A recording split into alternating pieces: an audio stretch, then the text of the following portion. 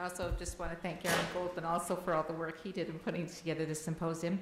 And I want to start off, before I introduce our speaker, Dan Roden, to just remind you that this lecture is called the Martin Brightman Lecture, and I'm just going to say a few words about Martin.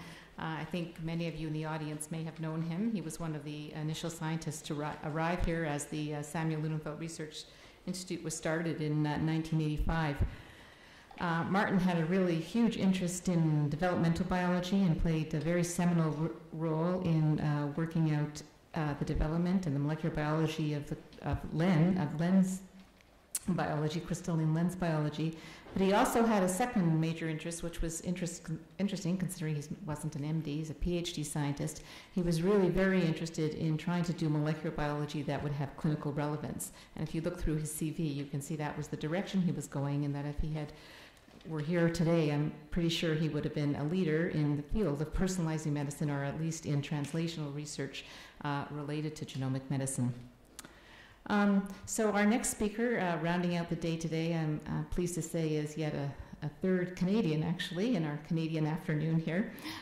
Dan Roden hails from Montreal, where he did his medical training, but then went ahead and moved to Vanderbilt University and has been there since, and he has had many, many, many accomplishments there. He's particularly known for his work in clinical management and identifying genetic and molecular basis of cardiac arrhythmias, and particularly the pharmacogenic responses related to cardiac arrhythmias. He has so many appointments, I can't read them all, but right now at Vanderbilt, for example, he's serving at that site as the leader of the Vanderbilt site of NIH's pharmacogenetics research network. He directs something called BioView, which is a Vanderbilt-based DNA data bank that, as of just the last month or so, has been able to link some 140,000 patient DNA samples to their de-identified electronic medical records. And perhaps encapsulating something he's doing at Vanderbilt that's really very, I think, going to be of great interest to the audience, is the fact that he's been appointed there as of a number of years ago as the Assistant Vice Chancellor for Personalized Medicine. And I think one of the nice things about the talk I think we're going to hear, just based on a talk I've heard from him before, is how he and his colleagues at Vanderbilt are actually really embedding the principles of personalized medicine in the hospital and the workings of medical care. It's one of those real-time, real examples of how this can happen. So it's my pleasure to introduce Dr. Dan Roden. Thank you. Thank you, Kathy. Got it all. I think I have it under control. I hope I have it under control. You're supposed to applaud at the end, not at the beginning. So this is Martin Brightman. And I echo what Kathy says. I did not know him, but appreciate the gesture of being asked to lecture in his honor. And I think Kathy's right. I've looked through his record, and he would have been sitting in the front row trying to figure out how to do this at this hospital as well. So this is my title, and this is my title. This is one of my many titles. I was just telling Mike Snyder that every time I threaten to leave Vanderbilt, they give me a new title. So that's why I have so many, Kathy. In the year 2000, the first draft human genome sequence was announced by President Clinton, and this cartoon appeared in the New Yorker. And there are a couple of comments about this cartoon. First, the sequence is on paper, and we don't think that's the way it's going to work anymore. And the second is that this lady who wants her medicines prescribed correctly is handing the paper not to a doctor but to a pharmacist. And I think that speaks to the idea that Mike was talking about, that education in this space is going to be difficult. It's not part of what doctors think about, but it's certainly part of what the healthcare system has to think about. Fast forward 9 years, I put this in because of something Mike said. Francis Collins, on being named director of the NIH, was interviewed by the New England Journal of Medicine, and this is the sum total of what he had to say about pharmacogenetics. It was sort of a very short paragraph, because he was pretty dismissive. He said if everybody's DNA sequence is already in their medical record, simply a click of the mouse to find out all the information you need. There's a low barrier. all good things happen and it'll improve outcomes and reduce adverse events. And what I'm going to talk about for the next 3/4 of an hour or so is the fact that I completely agree with this vision, with the one exception that I think that word is not right. And it's pretty complicated, and I'll try to explain to you how it is we think this is going to play out, at least at our place. So I'm going to focus on pharmacogenomics because that is, I think, the low-hanging fruit. I'm happy to talk about other genetic variants. So a little bit about the history of pharmacogenomics, how we go about finding variants that are responsible for variable drug action. I'm going to talk about the Vanderbilt DNA Bank BioView and what we're doing in that space a little bit, and then how we're trying to incorporate some of this information into the routine flow of healthcare. This is a screenshot of our electronic medical record in the year 2000.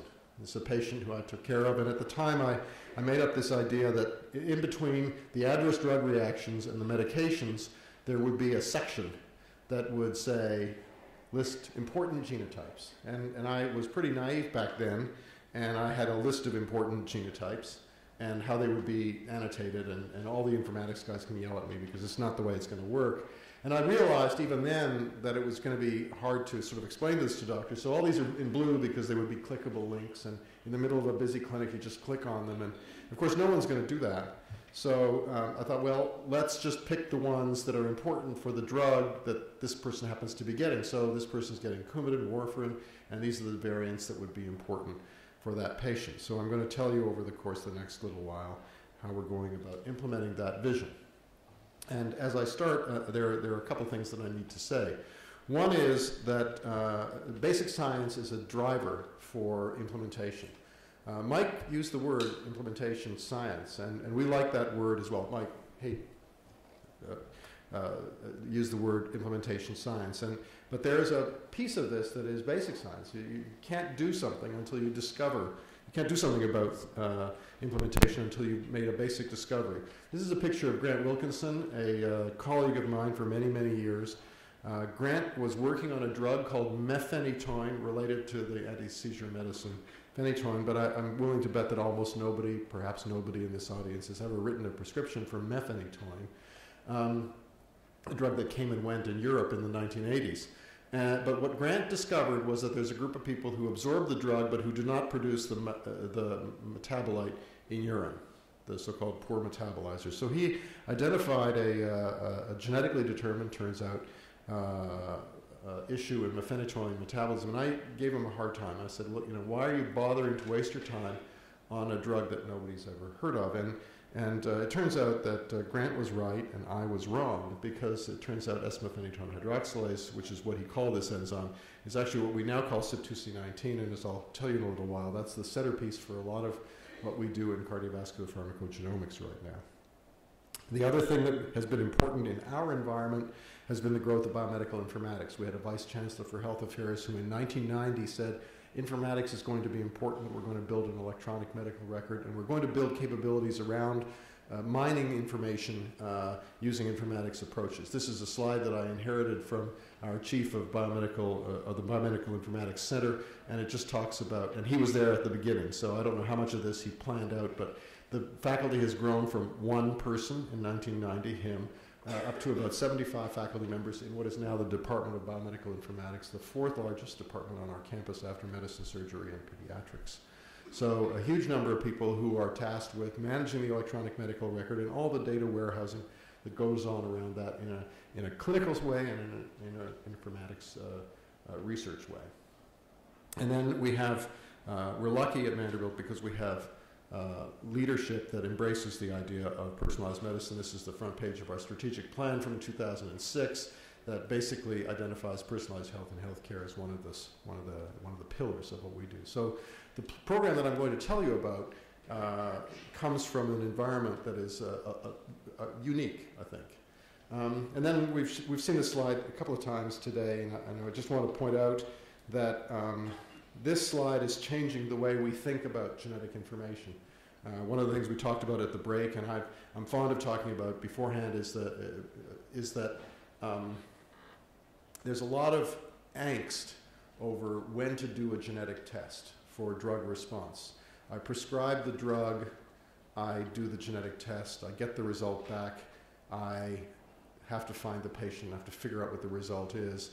And this kind of cost curve allows us to think about a vision where everybody has their sequence already archived, so you don't have to go through this cumbersome process of actually asking yourself, do I want to do it? It's there. So pretend you live in a world where the genetic information is available to you. The question is, how would you act on it? That's a different question from, I live in a world where I think there might be a genetic influence. Do I want to get a genetic test? So that's what's enabling, and that's what's really interesting to me about this slide. So pharmacogenetics, many people have the idea that pharmacogenetics is all about adverse drug reactions, and it's an incredibly important part of what it is we do. So these are adverse drug reactions. This is a person with statin-induced angioedema, hemolytic anemia, and arrhythmia. This is my personal obsession. Intracerebral hemorrhage from something, statin-induced myopathy, or a drug rash.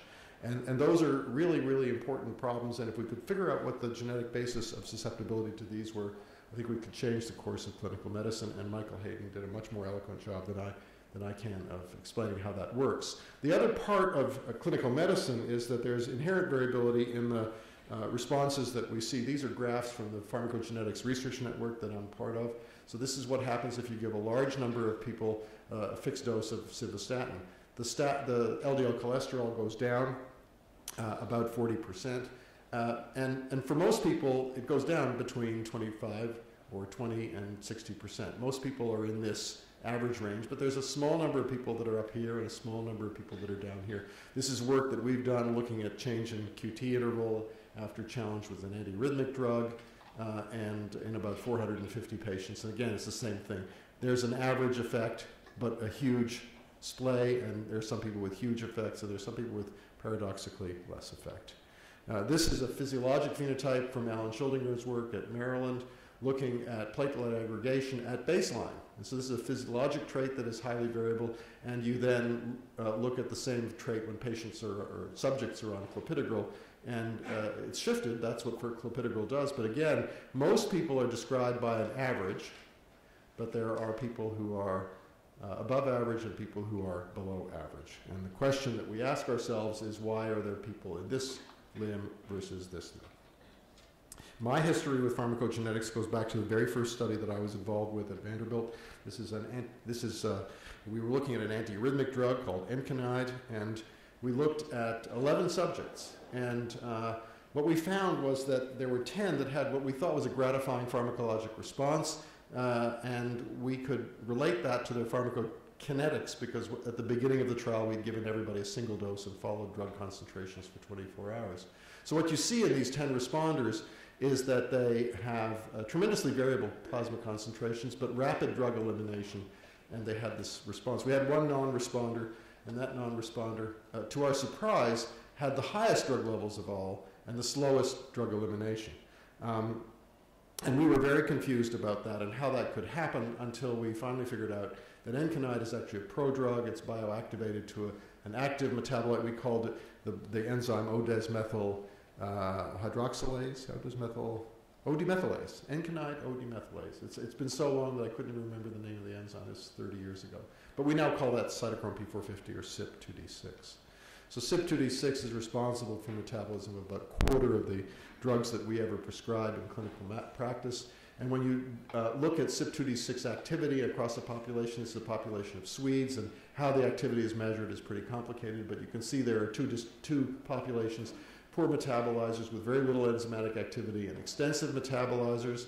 And we now understand the genetic basis of that particular phenotype. These people are either homozygous for or compound heterozygotes for loss of functional alleles in CYP2D6. These people have at least one functional allele, and these people down here often have gene duplications resulting in more protein than these people here.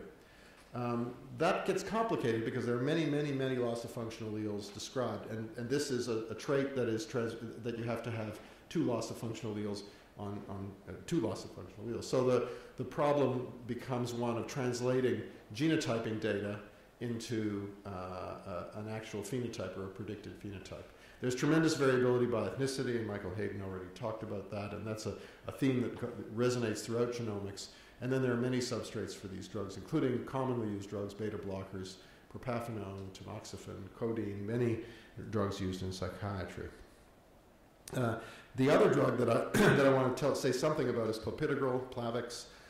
So every time somebody gets a stent in their coronary artery for an acute coronary syndrome event, they get placed on 75 milligrams of clopidogrel. And that's because of trials like this one, TIMI 28, which involved over 3,000 subjects.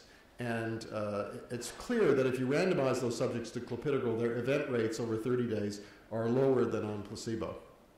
And the events are serious events. They're in-stent thrombosis, the myocardial infarction, stroke, death.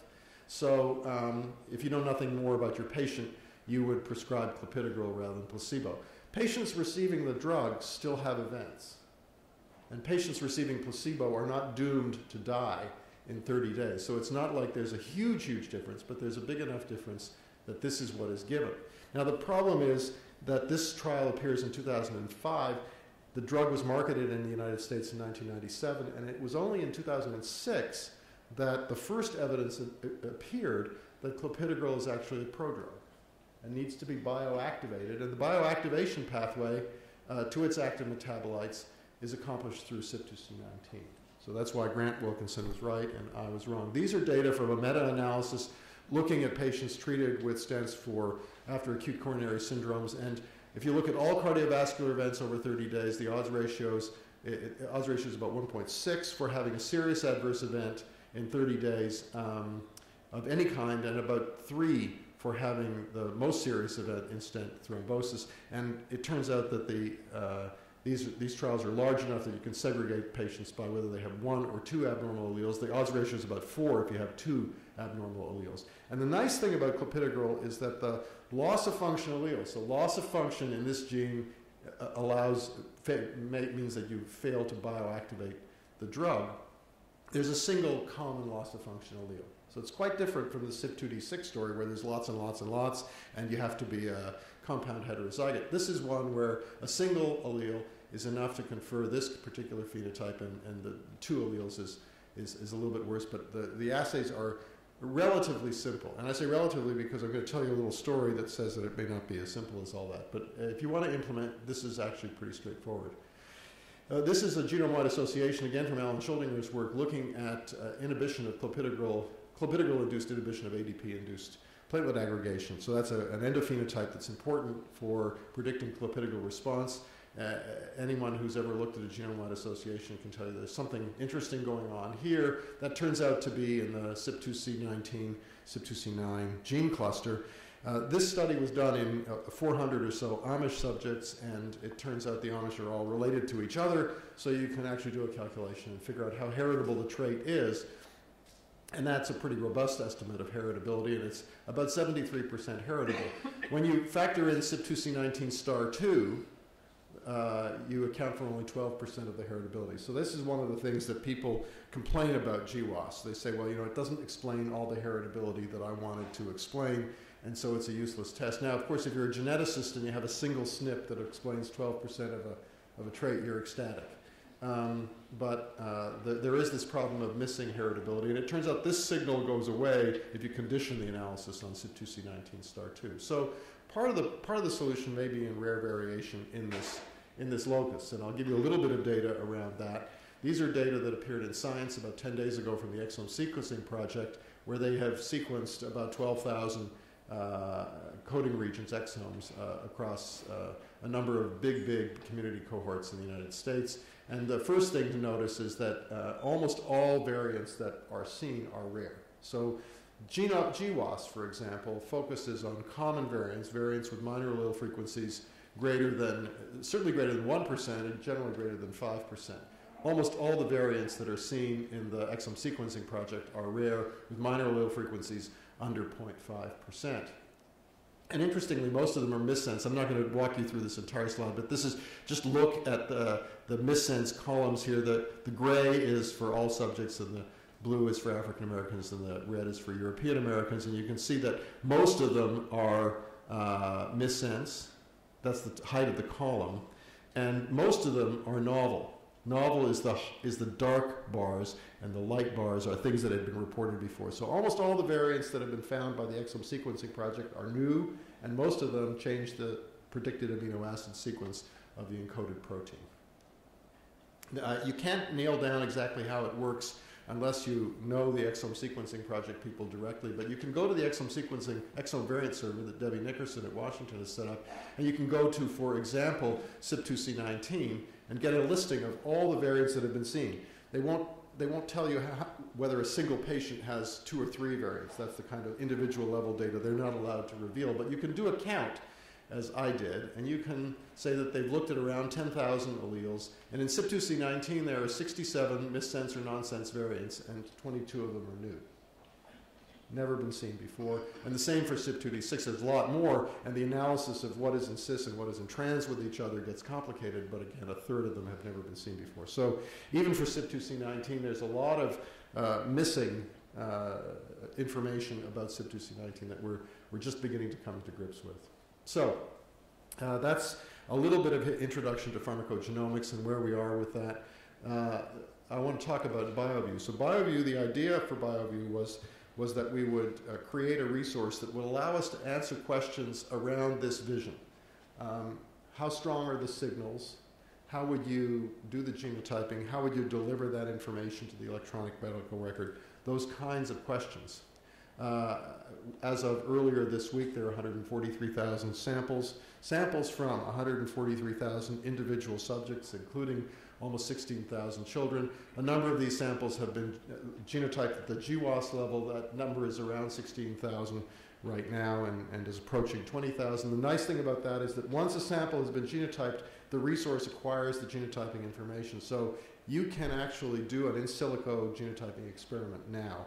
We have a rule that says that the genotyping is accessible to any investigator. So we have one investigator who wanted to know about the change in LDL cholesterol after a statin. He went into the record, found 2,000 patients who were part of BioView who had an LDL, a statin exposure, and a second LDL on statins. And, he found about 20,000 of those, and 2,000 of those already had GWAS data. So for nothing, he can get a genome-wide association study done. These are the kinds of things that we've done with BioView. We spent a lot of time validating the resource. There's great stories about this, but I won't show you. I'll just say that it works. We also did a study that asked the question, can you find associations that you expect to find, associations between TCF7L2 and type 2 diabetes? And the answer to that is yes, and I won't show you those data.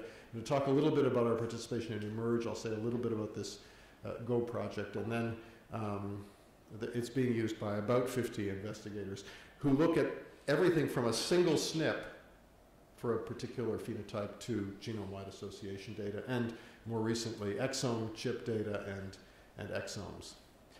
We've developed phenotypes that allow us to identify cases and controls within the electronic medical record at Vanderbilt, and part of our job in the electronic medical records and genomics network, which I'll talk about in a second, is to export those phenotypes across the network and to other electronically enabled healthcare systems. And there's a website that we've set up called PHEKB, Phenotype Knowledge Base, and these are the kinds of phenotype definitions that are there for your informaticist to look at and deploy. And we have positive predictive values on all of these that say that they actually work to find cases and to find controls.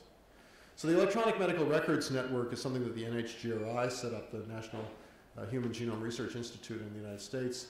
There are now 7 sites in eMERGE 2, but we're part of eMERGE 1 at the beginning. And the idea was to ask the question, if you have a collection of patients who have DNA samples and electronic medical records, can you use that as a resource for discovery in genome science? And so the carrot for us was that we would get 3,000 subjects done, genotyped, on a genome-wide association platform. That's about $1.5 million of genotyping. So we were pretty interested in that carrot.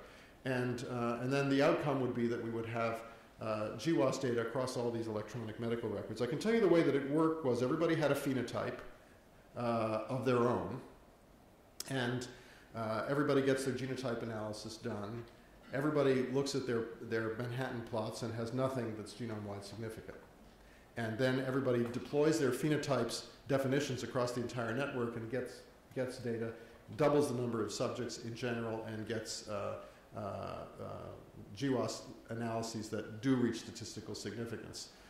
So that the idea was, so this is a dementia center, this is a peripheral arterial disease center. We were interested in electrocardiographic phenotypes, for example. So we would do our 3,000 patients, but some of those were demented and some of those have peripheral artery disease.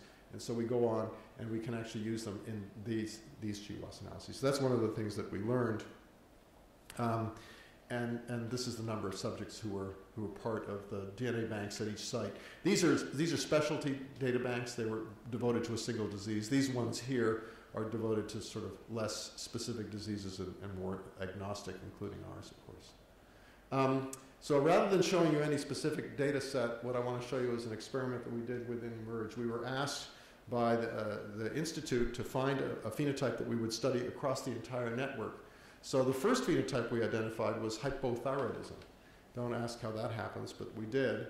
And then we developed the definitions for hypothyroidism. We found cases, found controls, and did a genome-wide analysis without doing any extra genotyping.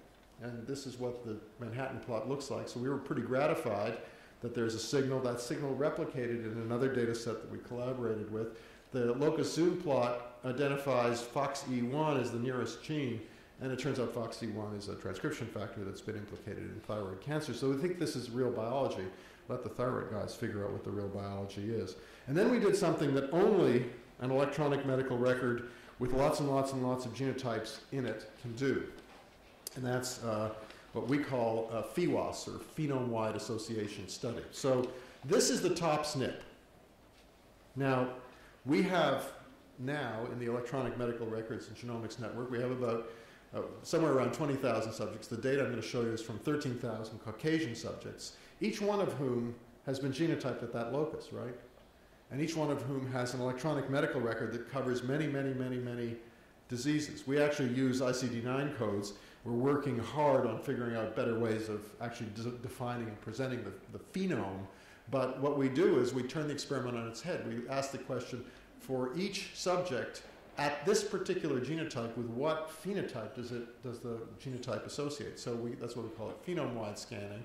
It looks like a Manhattan plot with some dots that are really high, including the hypothyroidism dot, which is amazingly high.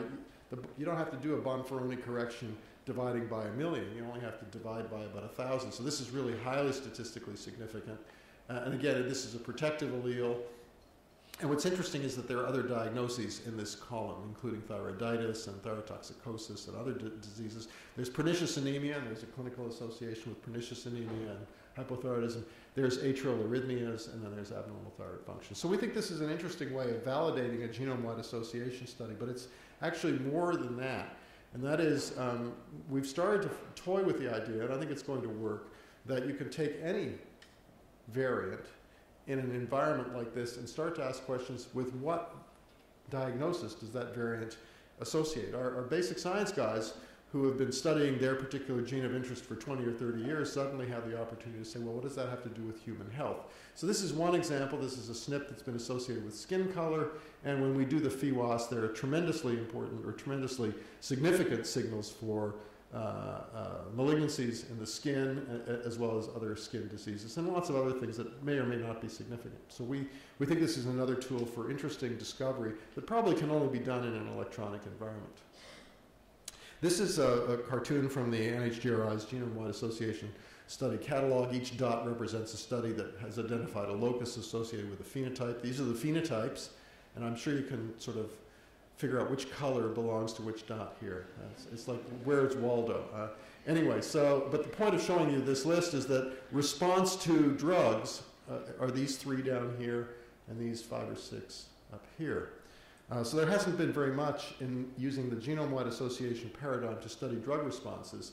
And I've already shown you these slides showing you the problem of drug responses. There have been a few, and when they've been done, what's interesting is that they often have this kind of signal. So we did our study for hypothyroidism in 1,300 cases and 6,000 controls. This is 51 cases of liver injury to an antibiotic that actually was never marketed in the United States, but it's diflucloxacin, actually, I think. but a very small number of cases, very small number of controls, and this is an HLA signal, at this position in chromosome 6. So we have this hypothesis that there may be common variants that modulate response to many kinds of drugs, a hypothesis that actually hasn't really been properly tested yet in many, many contexts. So that's what our GO grant is all about. We got money to genotype actually about 10,000 subjects, and these are the phenotypes that we've chosen. Some of them are really rare, and we hope will result in signals like this. Some of them are really common, but they're interesting problems, and it would be lovely to solve them, like C. diff colitis, or the association between anti-cancer therapy responses and metformin therapy in patients who have cancer and diabetes. These are the first 3 Manhattan plots. I'm not allowed to talk about what phenotypes are, but they all have signals. So we're pretty gratified, and we're pretty hopeful that this is going to result in a new round of discovery in the pharmacogenetics space. So that's the discovery part of it, and then the question is how are you going to implement? So we have a project called PREDICT. I never bother to remember what the acronym stands for, except the P stands for pharmacogenomics. And PREDICT is driven by our clinical institutional leadership, who want to know when we're going to start to use information in the flow of healthcare. So it starts with the FDA. The FDA has relabeled many drugs to include pharmacogenetic information, sometimes to put that in black boxes even. I'll show you an example of that in a moment. And sometimes to describe what therapies one might entertain were you to have the genotype. And again, it's a question of, how do you get the genotype and how do you act on it? There are 58 drugs right now that have mention of pharmacogenetic variation modulating response in the germline. This doesn't count antiretroviral therapy where you're looking at the virus, or it doesn't count anti-cancer therapy where you're looking at the cancer genome. These are only germline variants of the type that I've talked about, that Michael Hayden talked about as well. So the idea is to take the first baby step toward this. And so our first challenge was to identify a group of people in whom we would start. We're not going to start with young, healthy people in this audience. We're going to start with people who have some chance of getting a drug, because what we're going to do is we're going to embed genetic information in their charts before the drug is prescribed. That's the notion. So we find a group of people, and I'll talk about how we did that a little bit.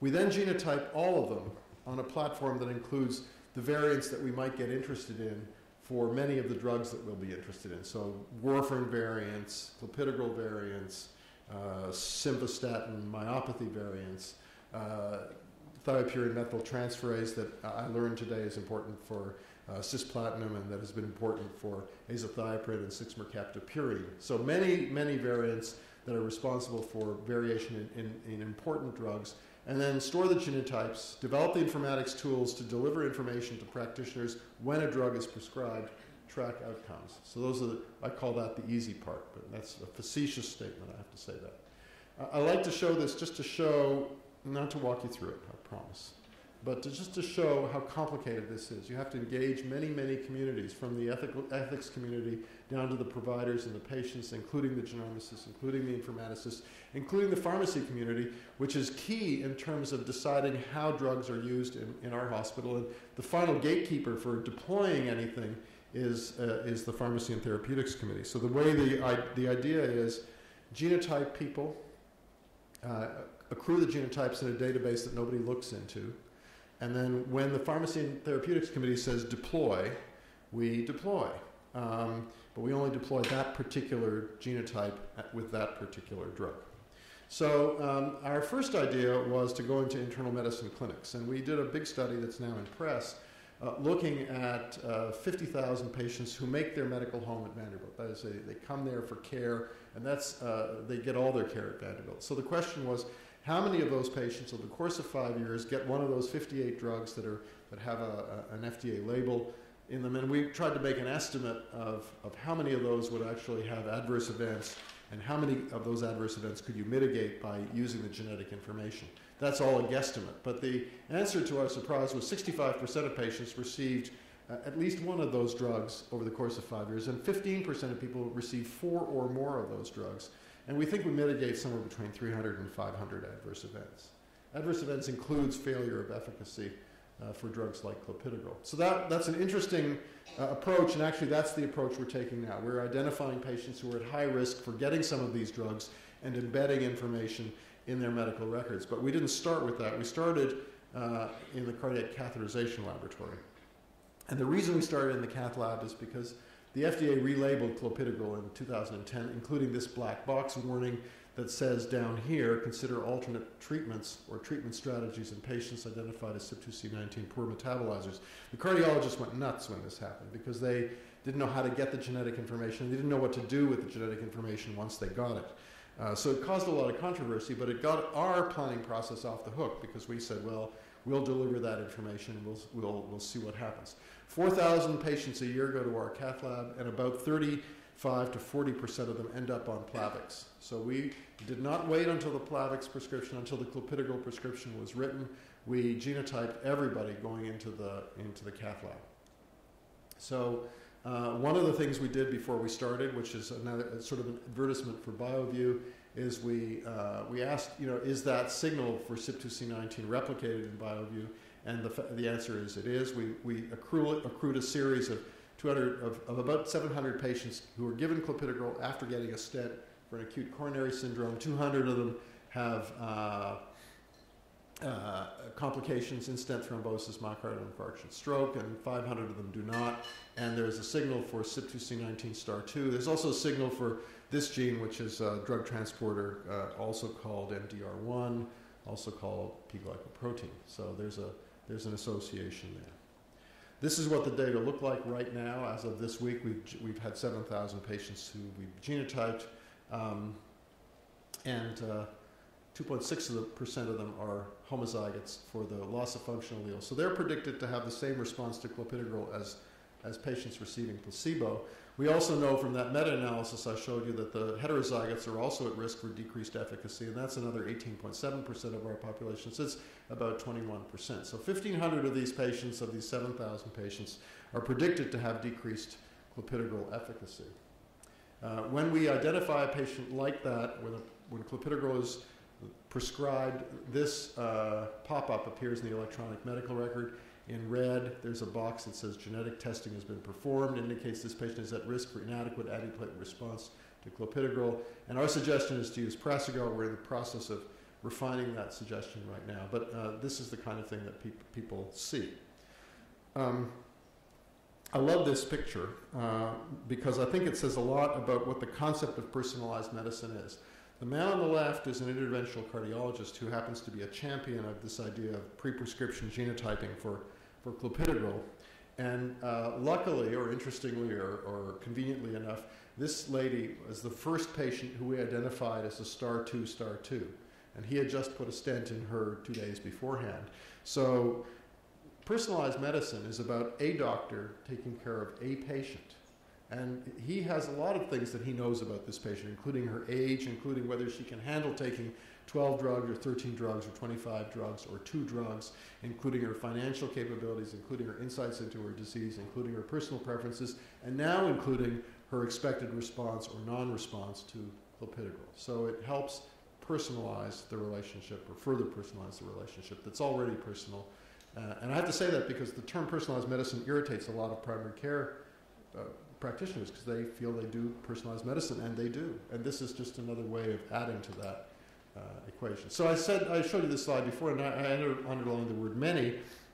So we've now accumulated genetic data at many sites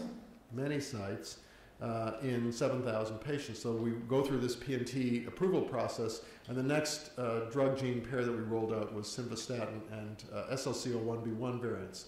There's a variant in SLC01B1 that predicts about a 20-fold increased risk of simvastatin myopathy, and that's it's the so-called star 5 allele in the homozygotes, and that's 1.8% of our population. This highlights a problem that Heidi alluded to earlier in the day, and that is we now have patients to whom we've delivered, or doctors to whom we deliver information saying your patient who's been on a statin for 2 years and on a high-dose statin is, by the way, at risk for this. And now doctors have to sort of face the idea that, do I change the statin prescription, do I not? This is new information. And I think it's going to be part of the rollout process that people are going to have to get used to sort of saying, well, this patient's doing fine, but we still think that they're at risk. And that's what the data would say. And so we actually now occupy a piece of real estate in the electronic medical record. This is not a fake record now. This is a real record of a patient who's had this genetic testing done. This is their allergies and their adverse reactions. This is their beginning of their medication list.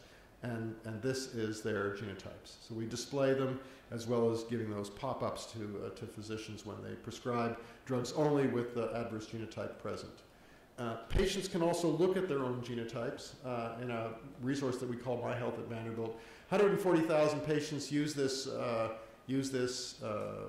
resource or have signed up for this resource. It's not necessarily the same 140,000 that are in the biobank, but those numbers happen to be the same. Mostly they use it to tell their doctor to refill their prescription. That's mostly what they use it for. They can also read about their diseases. This is a fake patient who's created so I can show these slides. And if you happen to have genetic information, you can actually read this. This is what they can read about for CYP2C19, and clopidogrel. And this is what we deliver. And I think that one of the projects that we're working on, obviously, is to figure out a way of doing this much, much, much better. People like 23andMe have done this really well, I think. They've done other things not so well, but they've done this really well. So we're trying to figure out how best to deliver this information to patients. There's been a lot of talk today about cancer, and I haven't said very much about cancer, but we have a whole other effort that is, again, informatics-driven, informatics-based in our cancer center, looking at tumor genomes, looking at using a snapshot assay to sequence tumors. This is a melanoma, a real example of a patient with a melanoma, and these are all the variants that are looked for, and the variant that everybody pays attention to is V600E, for which there is a drug now. But there are other uncommon variants, and nobody knows quite what to do with those. So our informatics group, working with our cancer group, has created a website called My Cancer Genome, and the idea is you can go there and find out what people know about your particular variant and your particular cancer, whether there are clinical trials, what the literature says. And I think this idea of sort of using social network approaches to getting together large numbers of patients with unusual responses or unusual genotypes may be one way of solving the problem that Michael Hayden outlined and others have outlined about there aren't enough patients on the face of the planet to actually get power for any of these things. So that's where the things are in the cancer space. So in summary, implementation is possible. There's a key role for discovery in all this, and that's why I showed you Grant Wilkinson's picture. The low-hanging fruit, the clopidogrels of this world, the warfarins of this world, I haven't shown you warfarin data, we're doing warfarin as well, are complicated. There are lots of varied alleles. Some of them are not so simple to assay. CYP2D6 has been on our list of things to implement for a long time, but we can't figure out how to get the assays right. There's tremendous variability by ancestry, and there's this problem of evolving levels of evidence that you've heard about through the day and from me as well. I really believe that we've learned in the last 5 years that electronic medical records coupled to DNA resources are a tool for discovery, and possibly in a disease agnostic fashion. This FIWAS approach really appeals to us. This is team science. You don't do this in your own lab. You have to have lots and lots of disciplines from economics, ethics, all the way through genomics and informatics and clinical and translational science. I think it's important to highlight this idea of the paradox of big numbers. So if my interventional cardiology friend John McPherson is going to treat his patient a little bit differently from the average, he has to have confidence that that particular variant that she has is in fact important, and that's not going to arise because she has a variant that's never been seen before. It's going to arise because of a context, because other people have been studied in that way, and the only way you can find small subsets is to study very, very large groups of people. So that's why I think BioView, with its 140,000 samples, or the Biobank Britain with its 500,000 samples, those are the kinds of resources that we're going to need to start to make headway in this area. I used to have on the slide, I used to say absolute requirement for advanced electronic medical record systems. And I took the word absolute out because I suppose there is a context in which it's possible to see that you could do this without electronic medical record systems. But I got to tell you, I can't think of what that context looks like. I think that in order to deliver this kind of information to a busy practice environment, you really have to have electronic medical records that not only manage individual subject data and can aggregate data across like subjects, but that can provide point-of-care decision support and then actually track what happens and can drive discovery. And then you have to have institutional will. You have to have people at the leadership position. I'm going to stop soon, I promise.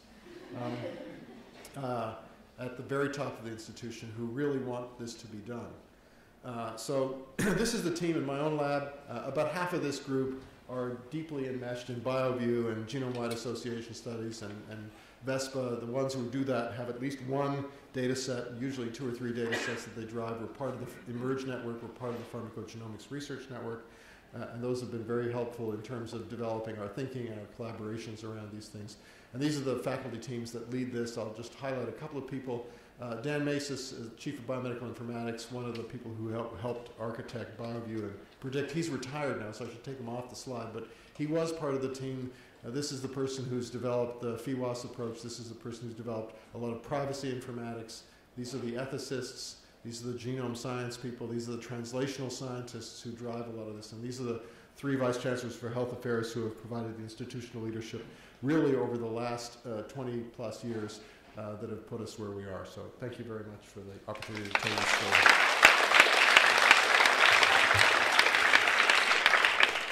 Thank you.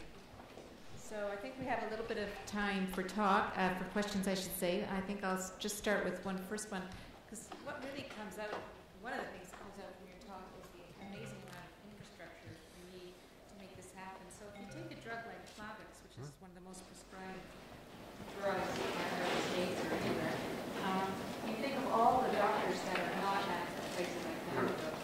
How is this going to get them to their patients? So, if you asked me a couple of months ago, I wish I had no idea.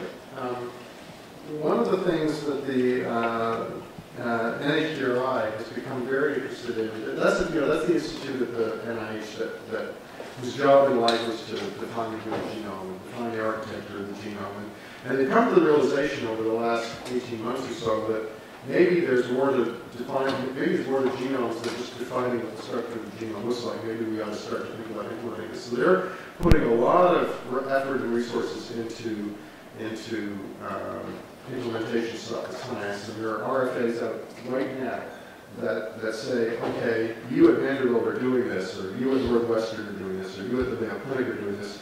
You figure out ways of letting it percolate to other places. We're creating a network of hospitals in Tennessee that will be Vanderbilt affiliated. We're doing that because that's our financial investment. We have to do that. But one of the questions that we're going to have to address as we do that is how do we deliver information to places that don't have our electronic medical record and actually don't want our electronic medical record. But we think there are ways of delivering this kind of information to them.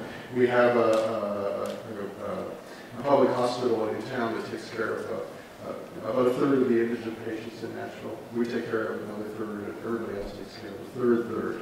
And so we're trying to figure out ways of aligning with them and saying, so we say to ourselves that we could do it at that hospital, you could probably do it anywhere. So you don't have to have the entire informatics superstructure to deliver this particular kind of advice, but you have to figure out a way of doing it in an electronic environment. So I think it will come, because it's very early days and it's moving very, very quickly. We're not the only place in the country that's doing this. I think, although I think right now we're ahead of most other places, but there are another sort of half dozen to a dozen places that are thinking about ways in which to implant genetic information like this to help minimize adverse events and maximize drug evidence. Yes. Can you speak to the importance of health economics and also reimbursements to drive some of these things? Well, Is that very, very important at the top or at the bottom, or where does that play? There are, well, so the answer is that one of the goals of the Predict project is to develop a data set that is large enough where we could go to a payer and say, we have done this in our population. This is how much it costs to do all that genotyping. And this is the number of adverse events that we think we prevented. The problem is that we think we prevented part. Nobody comes to their doctor and says, oh, look, I don't have ACE inhibitor-induced angioedema today. They only come and say, I have it. Or I didn't have an intracerebral hemorrhage last week. How about that? So the business of avoiding adverse events is hard because you certainly don't want to subject people to them. On the other hand, you have to be able to count, and you have to use historical controls, you have to use statistical methods that are way beyond anything that I understand, things like propensity scores and that. So to try to identify whether you've actually done something or not. For some things that we've done in informatics, it's actually been pretty straightforward to show that the informatics capabilities do something. We had a big project around ventilator-associated pneumonia. We had an incidence of ventilator-associated pneumonia, introduced a bunch of informatics tools, and these things like this. So that's sort of pretty. And I think that the event rates around clopidogrel are going to be much, much harder. There's a big background rate, and it's going to be much harder to sort out. So we need large numbers, but we need to be able to go to the payers and say this is how much it costs, and we think that this is a useful thing to do. And the only way it's going to work is if it's multiplexed genotyping, and so I think that's part of the argument, that you don't do clopidogrel, you do everything that you can think of at the same time, with the idea that we're all average, so the likelihood is that most people in this room would respond to clopidogrel without all that informatics fluff, but some people need it. But when you look at 20 or 30 drugs, we're all going to be out of the norm for one or two of those. And that's the beauty of doing this multiplex approach. So, do I understand this right? So, from the pharmacogenomic part, the information does relay back to electronic health records, which then they do save. So they're two. But for other sorts of things, you don't do that. They're two completely separate projects. You've heard this talk too many times, Mike. They're two completely separate projects. The BioView project relates to de-identified medical records. We don't know who they are. We don't want to know who they are. It's a population resource, and that's the way it is. The PREDICT project is all about real live patients whose identities we know, and never the twain shall meet, except that BioView is the resource for discovery and replication that we use before we would implement on the clinical side. So that otherwise they're completely different. Okay, well, if there's no more questions, first of all, I want to thank you very much, Dan, and also thank all of today's speakers for really some extraordinary talks.